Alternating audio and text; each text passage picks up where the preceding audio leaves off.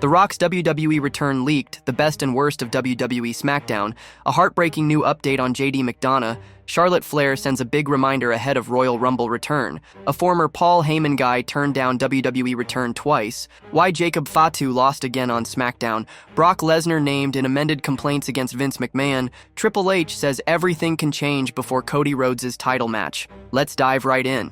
The best and worst of WWE SmackDown. Ever since SmackDown went to 3 hours, it's felt like WWE has had trouble filling out that allotted time. The roster is filled with plenty of stars and champions, but many aren't featured equally. That bad trend continued this week on SmackDown, as did the string of fiery promos among the C-Company's best talkers. Some stars gained momentum ahead of the Royal Rumble, while others made an immediate impression after joining the blue brand. A third Charlotte Flair video aired where she admitted to being selfish and greedy, while also calling herself self-made. Tiffany Stratton's promo was just another setup for another encounter with Nia Jax. What will have people talking and what felt like filler or a missed opportunity? Number 1. Best. Kevin Owens and CM Punk trade jabs. Owens lashed out last week after Cody Rhodes received an interview, but he did not. The whole thing started on the wrong foot. Once Tessitore asked, "What's being misrepresented between him and Cody Rhodes?" That's been Owens' point, as no one has listened to or considered his side of the story. The reactions to that have only amplified his viciousness, which is not justified. CM Punk then came out,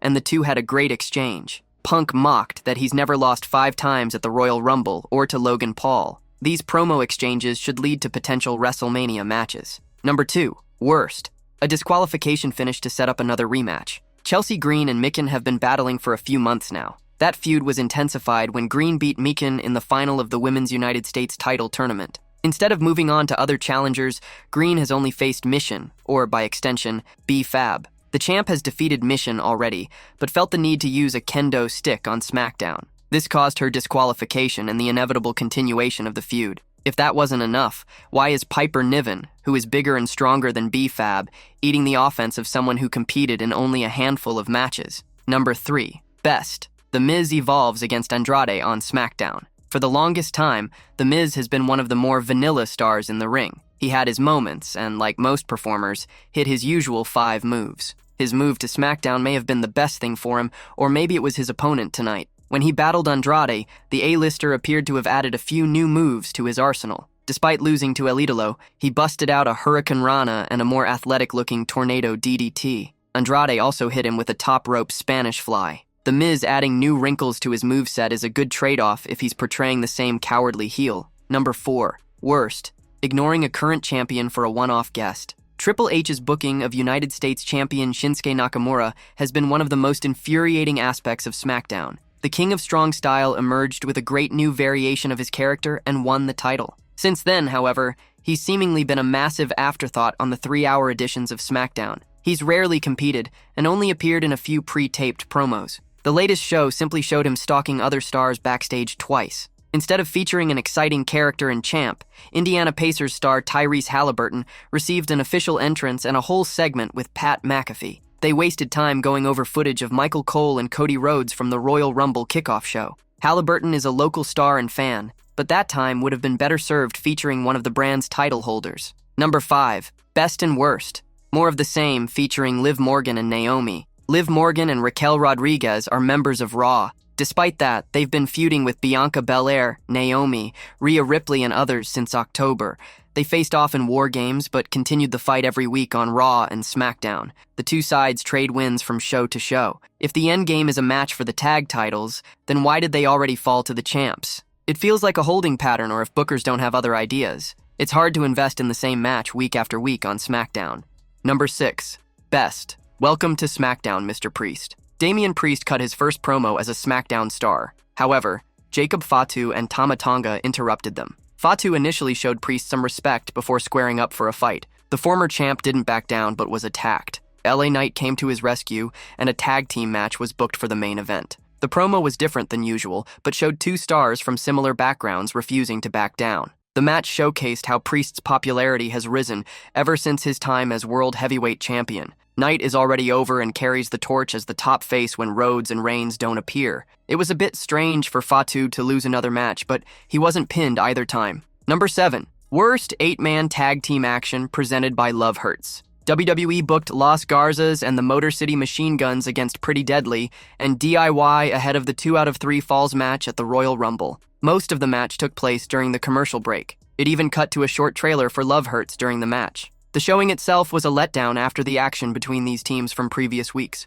The main point was to sell that neither side could coexist on SmackDown. The Garzas walked out on the Guns after a tag situation mishap. Pretty Deadly walked out after Ciampa blasted one of them with a kick. If that wasn't enough disservice to the match, another behind-the-scenes video for the movie aired after the match. Couldn't most of the promotion have been saved for after the conclusion of the contest? Number 8. Best and Worst. The spiritual successor to the Money in the Bank case. When a star wins Money in the Bank, they often endure many more losses before they cash in. It's supposed to be a diversion to doubt if the person will be successful and win the title. This happened with Tiffany Stratton and has been a booking strategy for case winners for years. Hayes didn't win the case but has been losing a lot of matches lately. It's more of a humbling situation for him since he's overconfident and arrogant. Hayes and Jimmy Uso had a good back and forth, but Jimmy won after cheating. It seems like WWE justified a face cheating to win if a heel attempts it first. WWE also gave Jimmy Uso a brand new theme one day before the Rumble. That will just confuse fans even more since entrance music has been constantly altered over the last 2 years. A heartbreaking new update on JD McDonagh. Ever since JD McDonagh injured himself on this week's WWE Raw, fans have been concerned about his well-being and were left wondering when he would be back. Though the Judgment Day member himself assured he could be back in a couple of months, a recent report indicates that the situation might be much more grim. McDonagh's attempted springboard moonsault during his and Dominic Mysterio's match against the War Raiders went horribly wrong. The 34-year-old WWE star accidentally crashed his head into the announcer's table. Being the professional he is, JD McDonagh got up to finish the match but collapsed on his way back. Hours after the freak incident, which involved McDonagh being rushed to the hospital, the Raw star sent out a message to the fans and mentioned he could be back in action in about 2 months. However, Dave Meltzer, of Wrestling Observer Newsletter, has shared a disappointing update on the situation. It was noted that it could be close to 4 months before JD McDonagh gets cleared again. He, JD McDonagh, said he would be out of action for several months. One internal source estimated 4 months, but it was clear that was just an estimate, wrote Meltzer. Many in the locker room and fans, while initially scared, felt McDonagh was lucky to have gotten away without more serious injuries after the brutal spot. On a recent edition of Sportskeeda's Wrestling Time Machine podcast, Bill Apter explained that McDonagh was lucky to not have injured his neck during the spot on Raw. The wrestling journalist also felt that WWE should have ended the match then and there, rather than letting the 34-year-old star continue. It's mainly his ribs. I'm surprised he didn't break his neck. They checked up on him, but my concern is, and he said, "I'm okay, let me fight." If it were me, I think I would have said, "No, that's it, you're done for the night." Because they didn't have any way to see if he was really, anything going on with his head. When he hit on the head there, I was wondering why they let him continue. Charlotte Flair sends a big reminder ahead of Royal Rumble return. Charlotte Flair took to social media to send a reminder to the WWE Universe during this week's episode of SmackDown. She will make her return to the company tonight at the Royal Rumble. The Queen is one of the biggest female stars of all time and the most decorated woman in the company's history. She is a 14-time women's champion, the 2020 Royal Rumble winner, and a WrestleMania main eventer. She has shared the ring with some of the best female wrestlers of all time, including Trish Stratus, Becky Lynch, and Asuka. On the latest episode of SmackDown, WWE aired another video package to promote Charlotte Flair's return. The Queen referred to herself by several things, including a history maker, groundbreaker, and self-made woman of WWE. She reiterated what she said in the video on X, reminding everyone who she is. The record-breaking history, making never scared, always prepared, self-made, and always paid woman of WWE, she wrote. Charlotte Flair has won a Royal Rumble match before, so she knows what she has to do to emerge victorious tonight. However, it won't be easy since it'll be her first match in over a year. A former Paul Heyman Guy turned down WWE return twice. Paul Heyman has managed many wrestlers throughout his WWE career. Some are still in the Stamford-based promotion, while others have disappeared from the wrestling scene. Among them was Ryback, who briefly worked with Paul Heyman in 2013. He recently revealed that WWE approached him about returning. On his way out in 2016, the big guy burned down all bridges with the sports entertainment juggernaut. During his time away, he fought legal battles with WWE over his intellectual property rights. A few days ago, Ryback took to his X, formerly Twitter handle, to reveal that WWE reached out to him twice, once under Vince McMahon's regime, and again when Triple H took over the creative reins. The former Intercontinental Champion claimed that the management wasn't interested in discussing his past both times, which is why the two parties couldn't reach an agreement. WWE has reached out twice to already repair the relationship, once when Vince McMahon was still there,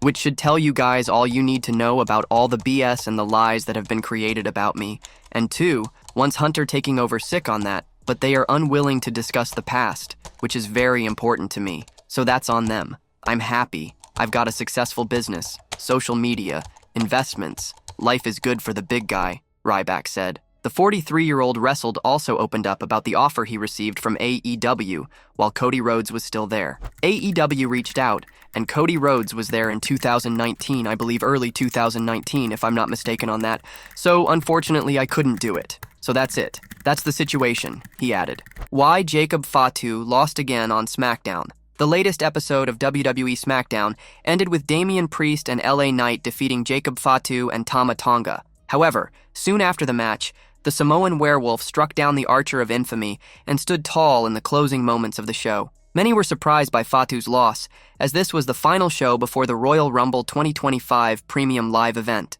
Furthermore, he had also lost to Braun Strowman at Saturday night's main event, albeit via disqualification. One of the reasons why Jacob Fatu might have suffered another loss on SmackDown this week is that WWE may not be prioritizing his win-loss ratio. The booking of Fatu still seems strong, as he destroyed Braun Strowman and left him in a bloodied state at SNME 2025. Additionally, he also stood tall in the post-match segment. This suggests that the company's main focus right now is to book him in a dominant way rather than on his win-loss record in matches. Another reason behind this loss could be that it does not affect Jacob Fatu's momentum. Still, the Samoan werewolf is seen as a dangerous star, just as he was established since his arrival. Since there is no derailment in his momentum, it seems that the company wanted to give the other stars the victory. Damian Priest and LA Knight won the match, but if they had suffered the loss, it could have hurt their momentum and potentially set them back on the main roster. With no concern regarding the Samoan werewolf, WWE may have decided to give him another loss after SNME 2025.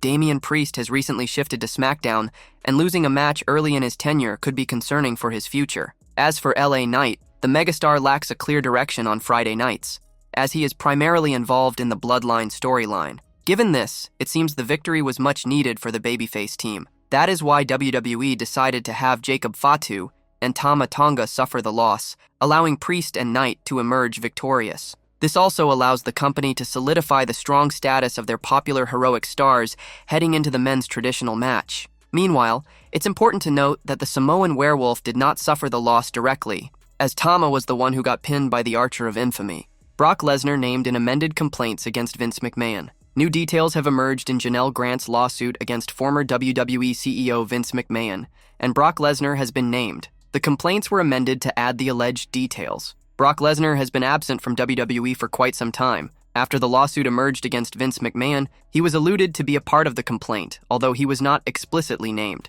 That has now changed, as Brock Lesnar has been named in the amended complaints. The complaints include Vince McMahon allegedly offering explicit services from Janelle Grant to Brock Lesnar to help him sign a new contract. Grant allegedly was also supposed to create explicit content for Lesnar, which Vince McMahon then supposedly sent to the star. On top of that, Lesnar was seemingly named by McMahon when he allegedly messaged Grant, while talking about how part of the star's new deal with the company seemingly included an encounter with her. Among the many things, she had to send a video of herself in different acts as allegedly demanded by Lesnar. The complaints also state that McMahon tried to organize an encounter between Lesnar and Grant. You have to take a flight to Greenville, South Carolina this Monday, even if it's just to see Brock. While on one occasion their encounter was allegedly canceled due to Lesnar being too intoxicated, on another occasion, the statement says that a snowstorm got in the way of their meeting. The complaint also contains several screenshots of text messages between McMahon and Grant, as well as others. It remains to be seen how the lawsuit concludes in the time to come. Triple H says everything can change before Cody Rhodes' title match. Triple H has now sent a huge hint.